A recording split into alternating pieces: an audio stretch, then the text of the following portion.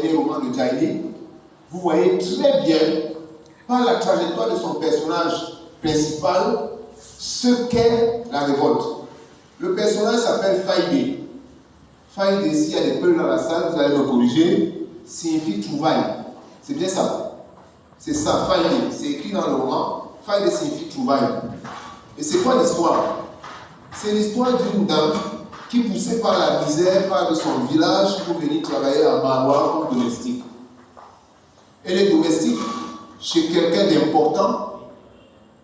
Elle est victime d'un viol, elle conçoit un enfant. Quand l'enfant naît, on voit qu'il y a une ressemblance avec les enfants de la maison, ça fait problème.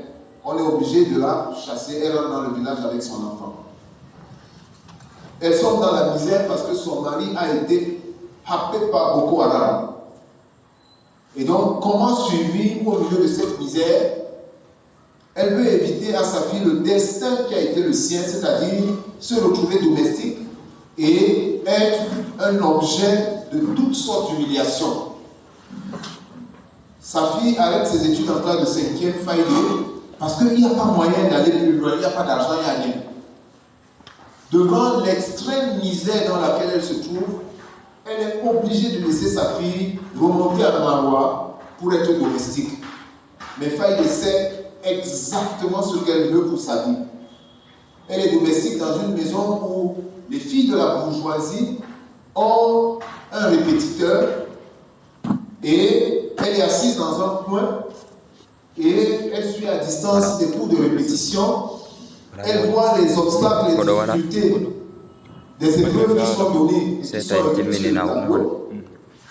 et un soir, elle corrige une épreuve de mathématiques que le répétiteur a laissée.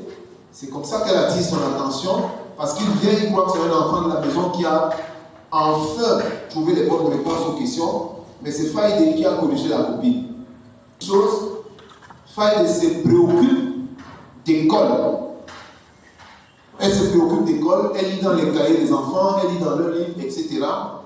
Et voilà comment la jeune fille qui a rêvé d'être médecin, qui a rêvé d'une vie épanouie, finit par être l'épouse du répétiteur qui a renoncé à épouser la fille de la bourgeoisie qui n'est bonne à rien. Et voilà comment son rêve s'accomplit. Au-delà d'être mariée, elle réussit à devenir infirmière. Voilà l'histoire. La clé, c'est quoi? La clé, c'est le savoir. La clé, c'est l'école. Voilà, mesdames et messieurs, les mots que je peux dire sur ce sujet. Je voudrais m'arrêter là après avoir abrégé en raison de l'état de fatigue dans lequel nous sommes tous. Je vous remercie. Non, c'est très timide, c'est très timide. Est-ce qu'on peut encore appeler pour le docteur? Vous savez, bon, moi je n'ai pas vu le temps passer. En moins de 30 minutes, nous venons de faire plus d'un siècle d'histoire. Parce que quand on prononce le mot époque coloniale, on croit que c'est la semaine passée. Je ne vais pas prétendre résumer ce que le professeur a dit, parce qu'il y aura des échanges qui pourront entrer en profondeur. Mais je vous demande l'autorisation de dire quelques phrases en 1,75 secondes. La femme était d'abord objet de littérature à une époque.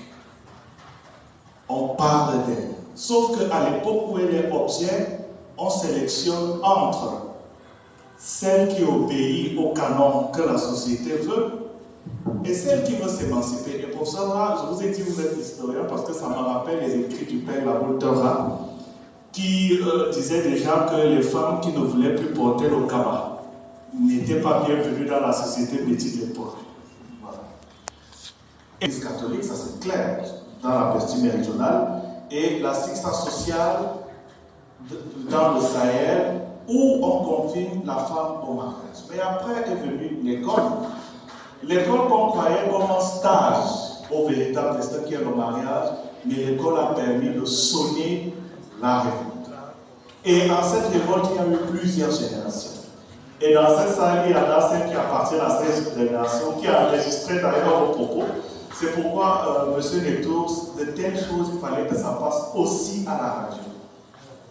Parce qu'il y en a qui ont nécessairement perdu, en ne venant pas ici ce soir, parce que nous venons de suivre un discours qui place la trajectoire de la femme de l'époque coloniale à nos jours en quelques mots. Il faut de l'expérience et de la matière pour y arriver. Alors, sans prétendre avoir été parfait dans le résumé, je vais vous passer la parole. J'invite mon frère à prendre le micro.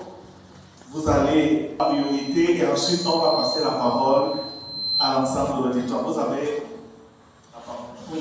Bonjour monsieur, merci pour la parole donnée. C'est vrai que je suis pas auteur de l'audition.